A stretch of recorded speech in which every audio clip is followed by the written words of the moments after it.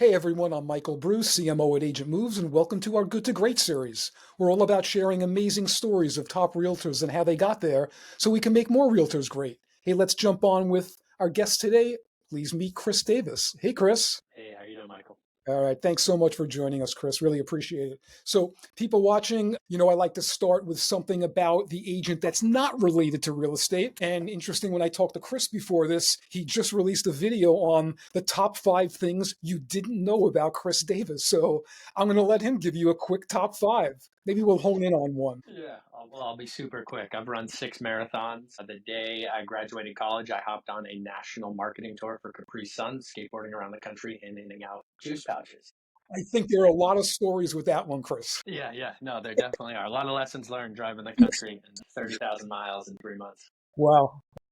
I auditioned for Kevin Spacey twice, former actor, current actor too. Two others, I have two amazing daughters, and I have lived in 9 houses in the same town. Wow. Okay. You beat me on that. So, that's awesome.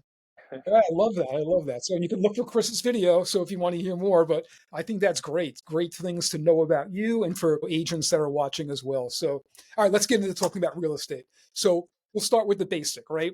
How'd you get involved after skateboarding around the country for 30,000 miles? Yeah, I moved back to Maine from New York City, where I was acting and bartending and chasing the dream, doing those marketing tours, and got into a great sales job. I thought I'd be a kind of an artist my whole life. Did really well in the sales job for 13 months, kind of hit a cap and realized I wanted to do more. I wanted to go bigger. I then job hopped for about 4 years. At one point, I landed as a video producer for a great commercial shop here in Portland, Maine.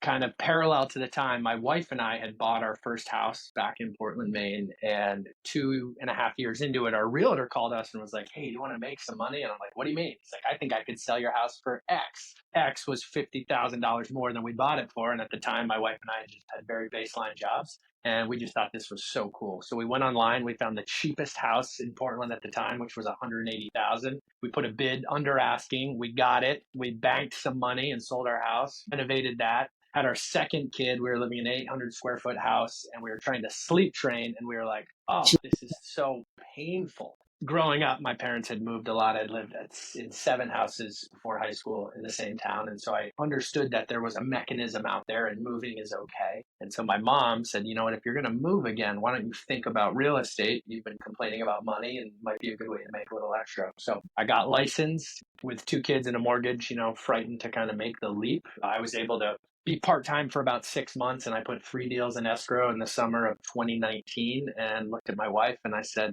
I think I'm going to do it. And she said, she's my rock. She's like, go for it. Well, the key there is it was the summer of 2019. So I, bit down and luckily 2020 hit. April, they shut us down in Maine, but then our lobby came back and dubbed us essential workers, which was great. And my career really took off. Oh, beautiful. Wow. Wow. So tell us about the first year. Okay. How, taking off, what did that mean as a solo agent? How many homes did you sell that first year? My first year, I sold 9 homes. I think I grossed around $32,000 in commissions. I loved it. I loved every moment of it. And what I immediately recognized, I think, was people around me wanted to help me out.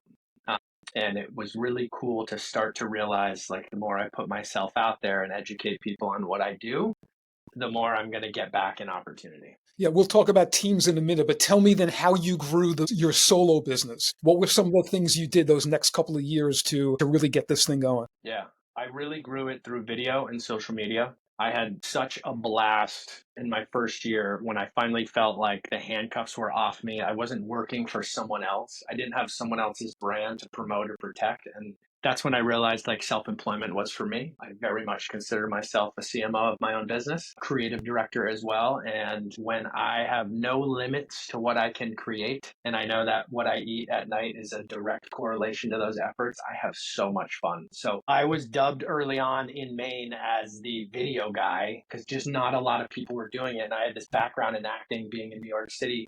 I already had paid my dues to get comfortable in front of the camera. And so it was a very easy transition for me to stand out in front of homes, to market them, talk about what I was doing, and really start to build a following there. Yeah, great tip right there. Just, I know lots of agents, especially solo agents, are intimidated by video, especially some of the older agents. And so important, right? It's we know it's worth there's some statistic on it. It's crazy, millions of words, one video, right? Yeah. Yeah. I was going to say your background, it's just such a natural to build something special. Now I can't wait to go back and look at you on video.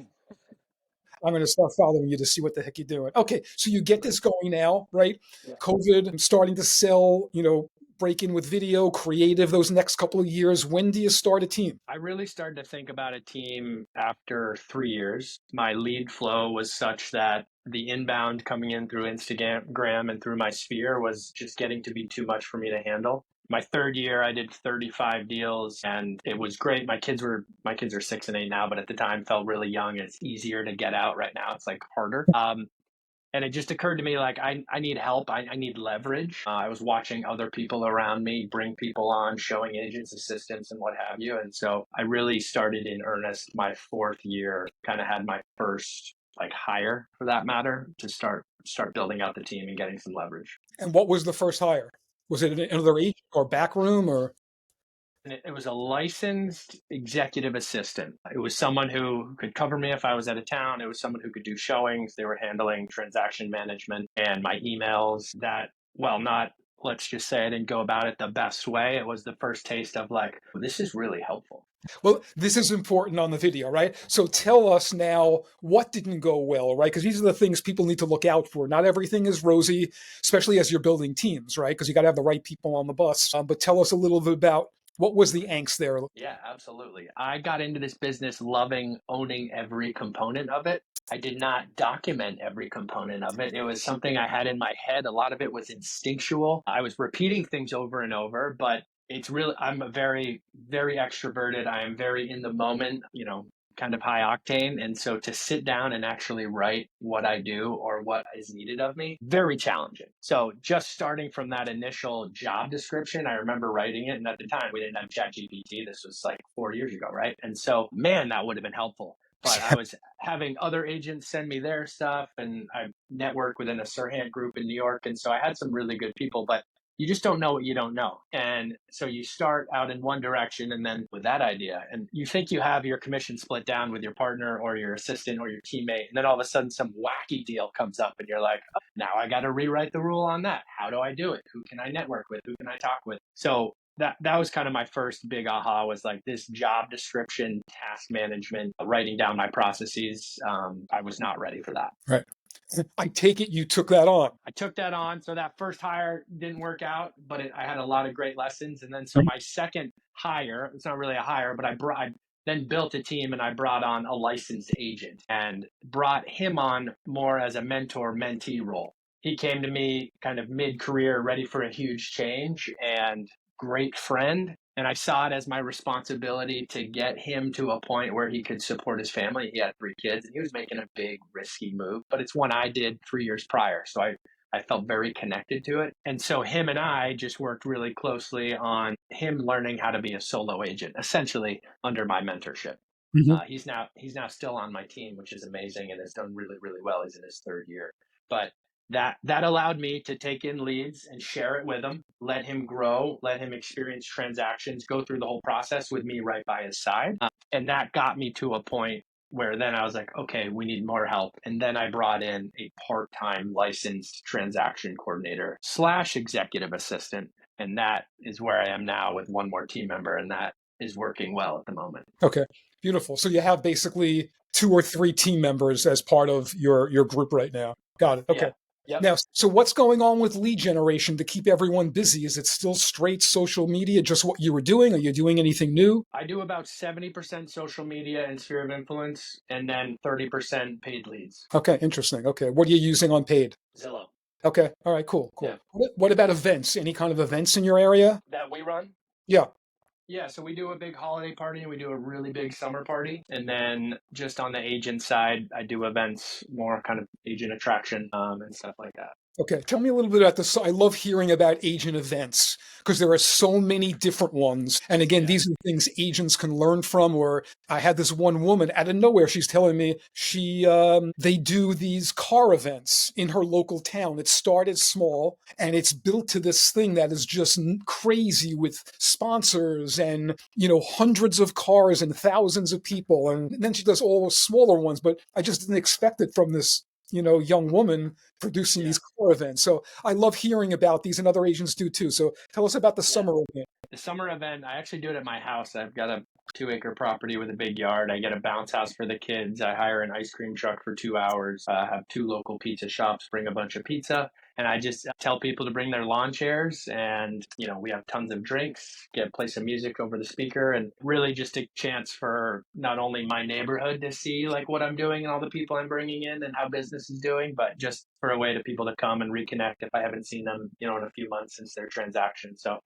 usually hire a videographer for that and try to get content to revisit that event. But this will be the third summer doing that, and now people look forward to it. They really ask for it. They get excited for it, and so that's been a really really fun one that didn't take a ton of effort to pull off. I think really intimidated me at first, but the hardest thing is just sending out the invite and making sure you have everyone correct on your mailing address. But as long as you got that, all the other stuff, people are excited to come. Right. No, that's great. I love that. I love when it's also centered around kids. Had this one guy tell me that he was in Colorado. They did New Year's with the New York time zone so they can throw this big party with the kids. And Nice. by 10 o'clock, everyone goes home because Yeah. they're exhausted, right? No one wants to stay up late when you have kids. I said, I love that. Brilliant. Yeah. Oh, that's awesome. So yeah, there's one for you, right? But I love that. Right. Love the bouncy house, and anything you can do to bring families together and tie into the community, I think is just super. So, okay, so Absolutely. what's the plan for growth now? 2025 and beyond. What are some of the goals you have? Yeah, absolutely. I want to keep right now. My team is tight and it's working really well and it's very close. And so I have a goal of bringing two more agents onto my team in 2025. And I'm highly selective about that because what I've been able to curate so far has been, almost like family. And so that is the focus. And so what I'm doing is I've just started a 15-minute mastermind. I call it a power up on Zoom every Thursday at 10, and I put it out through social and just bringing in more agents, mainly to also build community, like what's working right now in our market. Let's all work together and open up a dialogue. And we also do like once a month coffee events, where we just try to bring agents in. And we're so lucky in Maine, the agent community, particularly in Cumberland County, which is our most populous county around Portland, is a very smart and respectable group. And so no matter what agency we're at, we all just really enjoy each other's presence, and it makes for great transactions, first of all, right? So when we can tell our clients like, oh, I was just out surfing with that broker the other day, it just, we can have really honest conversations. And I think I network with a lot of agents across the country where I know it can be much more competitive or cutthroat when you just have a volume of agents we can't even come close to in Maine. So I'm looking for those two unicorns who really want to be on a video forward, high octane team who just really believes in wellness and taking care of each other. Okay, beautiful. Wow, I love that. I love the approach too, and it's not growing a crazy team. Going from 2 to 10. Great approach to it. So leave us with a great tip. Doesn't have to be team. It could be solo agent, team related. A great tip that you've learned outside of being able to have your, SOPs, your operating procedure stuff written down, right? So you got that, and something else that you've learned, kind of like from the, tried that, didn't work for me. I'm really starting to find out. We have a weekly meeting. I put an agenda together, and I think prior to really starting this team in earnest over the last couple of years, I thought whatever I did or whatever I knew was cool, but like no big deal. And sometimes it seems simple, but like what I'm learning through also this 15-minute power up is like writing down what works and presenting as to why and your reflections on it. You can change so many people's trajectory, in their career because they may have never thought of it. And chances are they're going to give you something back. And so I guess my main tip is like, don't underestimate the experience you have and what's working for you. And someone out there needs to also learn that. So be open and share that with as many people as you can. Excellent, excellent. And on the downside, what have you learned that what not to do? Don't spread yourself too thin and overpromise. I still need to sell 20 to 30 homes a year as an agent, and I need my team to sell 15 to 20 each. So I need to be more hyper focused on the client I'm trying to attract. So my big goal this year for production was I want 20 clients who have a budget of a million or above. And I said, if I do that, I will have time and energy to help my two agents, hit their goals as well. And which is tricky. I'm in Maine, so we do have some higher price points, but our median in Maine is just under 400,000. So, but those people are out there. But really stick to what you think will work until it doesn't, and then you can reassess. Yeah, very, very good. I'll tell you the other side that I like about what you're doing, and another point for, agents watching is I find that when agents go to build teams, they quickly get away from their own production. Yeah, And all of a sudden they're 6 months later saying, what the hell happened to my book of business? Because they've been so concentrated on the team. I love the way you approached your book of business first to yeah, say, hey, I want to have X amount, whatever it is, like that concentration, and then having the time to work with the team, I personally think is the right approach. Hearing from quite a few agents that have kind of done it the other way, and then they're kind of behind behind the eight ball, if you will, right? Trying yeah. to now rework their sphere and get that business back. And that takes some time. Yeah, absolutely. Yeah, Absolutely. I think the old brokerage model of, oh, I'm going to have a team and be really rich is, you really got to look closely at that, because it's not as easy these days. And so I think most of the value I bring to my team is my experience, and the experience I just had this weekend is so valuable to what I can bring to the meeting this week that I never want to lose that. beautiful, really beautiful. Yeah, that's I love the approach, and I really can't thank you enough for sharing your wisdom. And that's what this is all about, like you're doing on your own masterminds, right? Trying to share some thoughts here and get other agents to hear about this, and hopefully this will be good for recruiting as well. So loved Awesome. hearing your story, Chris, and thank you so much for your time. Please follow Chris on social media. I'm going to. Chris Made in Maine on Instagram. Chris Made, there it is. Chris Made in Maine on Instagram. Same on Facebook, I take it. Well, we'll find Chris Davis on Facebook or Yeah, yeah, Christopher. Not sure. yeah. It's a pretty popular name, Chris Davis, because I It first is. It is. researched you a little bit, right? But thank you so much. Please follow Chris, subscribe to Agent Moves YouTube channel. And until next time, thanks again, Chris. Thanks, Michael. Take care. Okay. Don't go anywhere.